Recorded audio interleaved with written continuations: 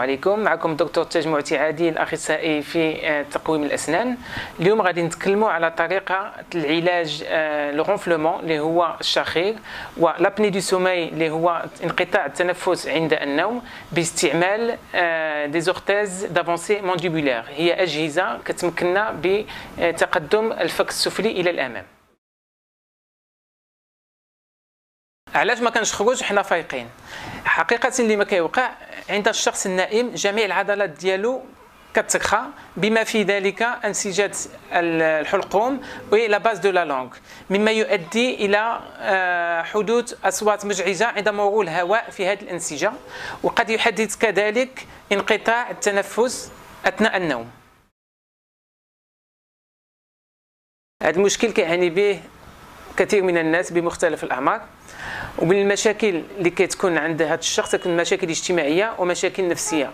المشاكل الاجتماعيه هو كيحس بالحرج امام العائله ديالو، والمشاكل النفسيه غالبا ما الشخص في اليوم كيكون عنده قله التركيز وكيحس بواحد العياء لانه كيكون ما نعسش مزيان.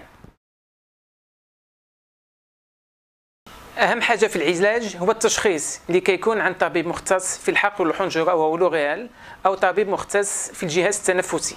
طريقه العلاج عند طبيب تقويم الاسنان هي سهله. الطبيب المختص كيقوم باخذ بصمات ديال الاسنان ديال الشخص، ديال الفوقانيه والتحتانيه، ثم يقوم بصنع هذا الجهاز هذا اللي هو لورتيز دافونسي مانديبولير، بحيث كيتسمى جهاز تقويمي لدفع الفك السفلي الى الامام.